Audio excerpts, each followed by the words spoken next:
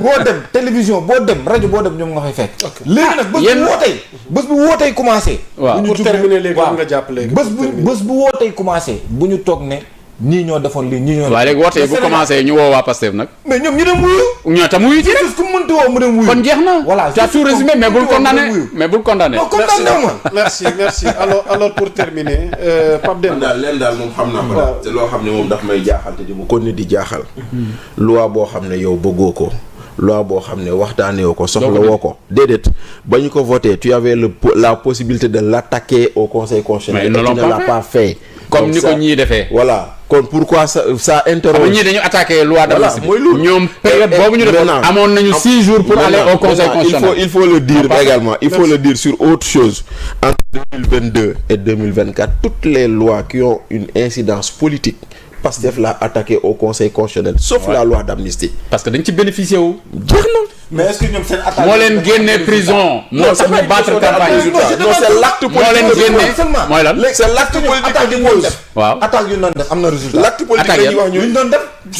mais c'est pas important. déedéet c'est important. déedéet attaqué rek te gisoo résultat. attaqué rek merci beaucoup merci dañuy jéem a terminer parce que waxtu bi dina ko may parce que Thioune amoon na interpellation bi nga def. waaw Amadou waaw ñu terminer foofu jàll ci yeneen point. li ñu wax par exemple si li parce que li mu doon lii foofu fu ñu wax ne l'amnistie ne préjudicie pas.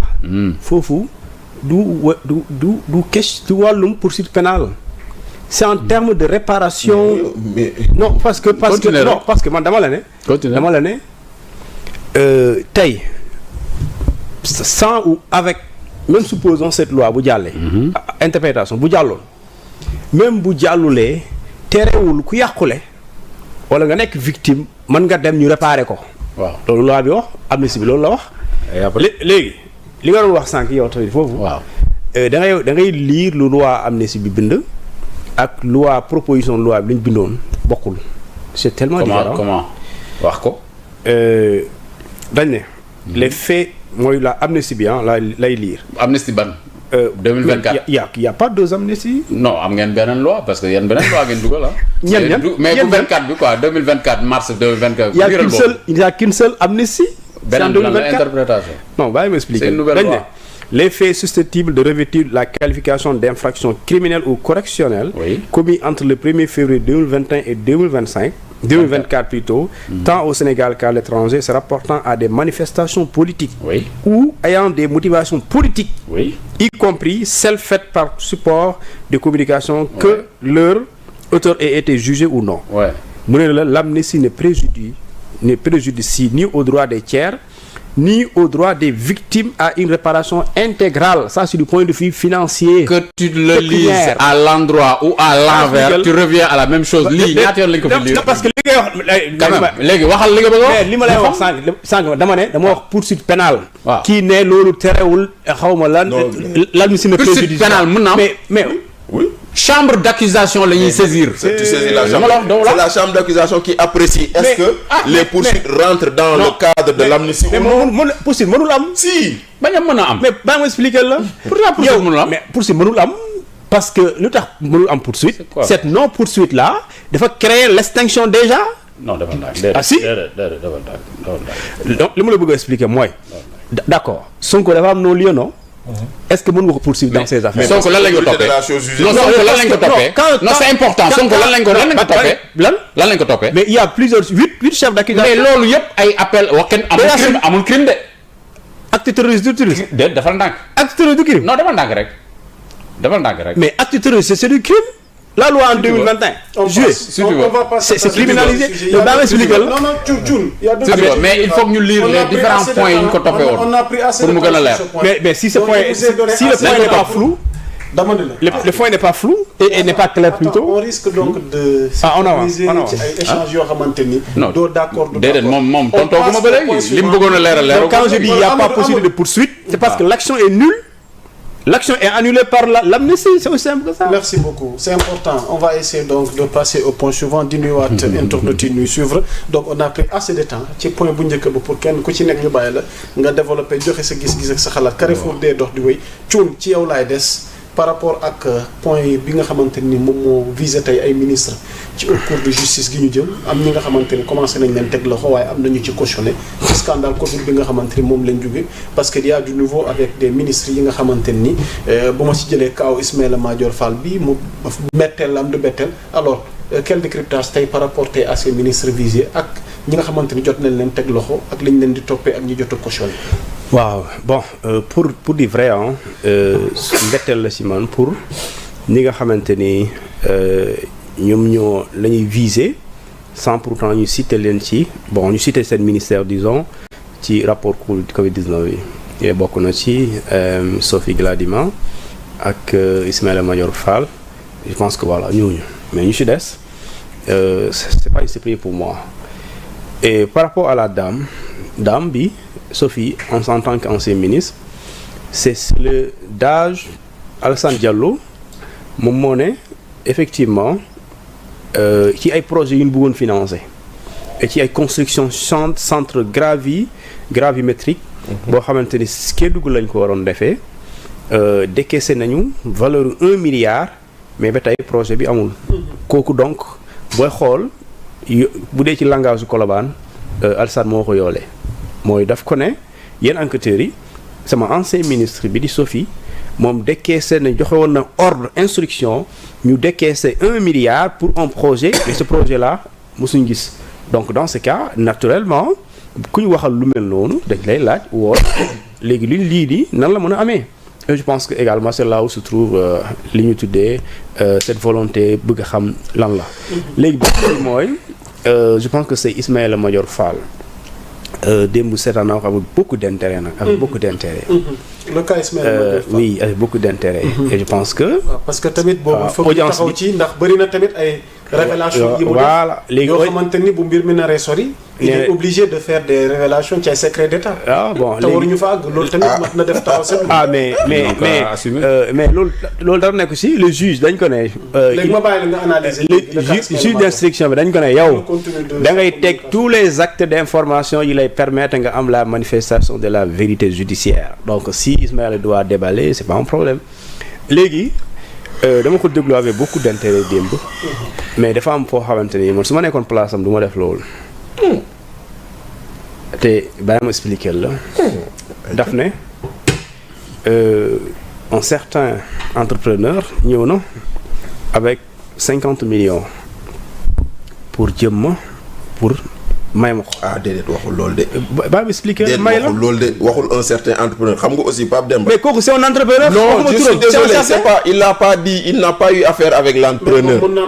looy dégg Ismaïla Madior lu ma waxee dafa clair c'est le directeur de la construction des équipements judiciaires moo ñëw indil ko. mu delloo ko c'est pas l'entrepreneur. léegi donc cette question elle est importante aussi. waaw d'accord. voilà il n'a pas affaire à l'entrepreneur. léegi mais may la wax may bi laa wax man. non déedéet yow xam nga un certain entrepreneur vient. xam nga grand moi je veux simplement. waaw léegi d'accord un certain entrepreneur passe par le biais. voilà, du directeur c'est plus correct. voilà d'accord. Voilà. Un certain entrepreneur passe par le biais du directeur. Exactement. Indil ko xaalis. La loi elle parle de quoi? Promesse, solliciter, agréer ou demander. Article 159.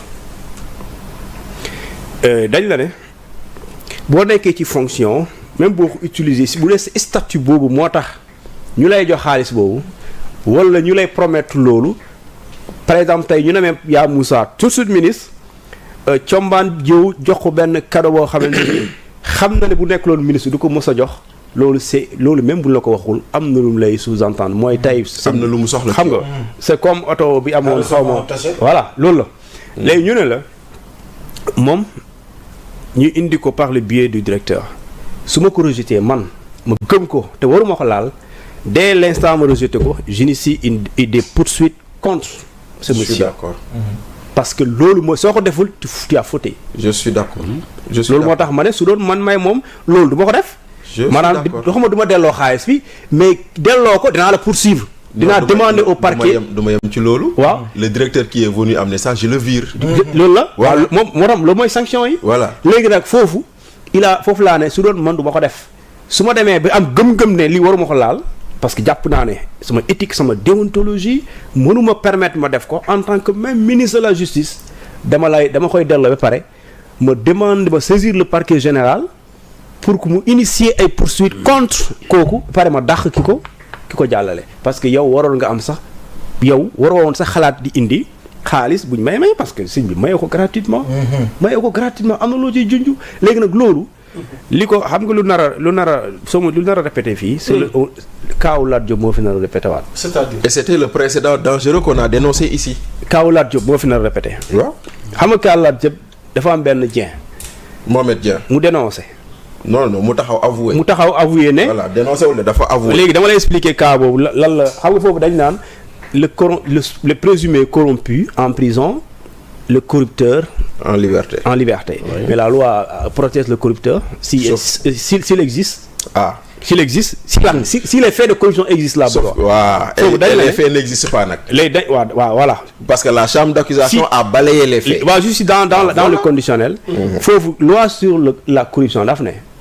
Toutefois, ne seront pas poursuivies les personnes qui auront, avant toute poursuite judiciaire, en vertu de l'article 159 et 160, révèle aux autorités compétentes les faits commis par la personne corrompue. xam nga lii dafa leer. Ça pose problème. Léegi ça cause problème et plus tard on vous dit le corrompu et le corrupteur subissent les mêmes peines parce que ñoom ñëpp lu ñu def dañ ko tere mais fii la loi protège le corrupteur si avant la poursuite pénale dénoncé na le corrompu. Et ça c'est problématique. Et la concussion dans tout ça. Et ça ça c'est problématique. donc Ismaïla Madior juum na. foofu dafa moo nekkoon l'autorité bi kawe ñu bëgg la def loolu da ngay limoger le DG d'accord saisir le procureur général pour mu initier des poursuites contre cet entrepreneur là d'accord ñu xool yow au nom de quoi il se permet de mu lay jéema parce que c'est une tentative de corruption. Voilà, ça c'est important à préciser. Une Parce que bu fekkee jël nga ba pare nag dinaan da ngay poursuivre da ngay dénoncer. Voilà. Ça marche pas. C'est au moment où ñuy tenter de te corrompre. foofu ngay dénoncer. boo toog ba encaisser ko ba ñu justice. voilà di toppaate nga daan ne non c'est que daf ma doon. voilà c'est ça la différence. et foofu. et foofu. le fait mu am fit sax ñëw si yow. loolu yëpp problème. loolu le problème la. aw ma fit yow ñëw si yow. di la jéem ne la kaay ma jox la. et moo tax quand il dit bu dee ci wàllum droit ragaluma. il sait de quoi il parle. ku dee ci wàllum droit ragaluma parce que les mots ont leur sens. nee na la bu dee mais moom jëlul. waaye dénoncé wul au moment T. Voilà. La dénonciation. Non, je veux dire. Ismaïla Madior n'a pas dénoncé au moment T. loolu mu def noonu ça l'engage. mais foofu la moo loolu laa ne. kon mënoon na ko bañ a wax. waaw d'accord quand j'ai commencé xam nga j'ai dit bu doon man maay du ma def loolu Bachir laa ne parce que xam nga non j'ai confirmé j'ai dit je suis d'accord. effectivement. non j'ai confirmé je suis dama la dollil. voilà dama la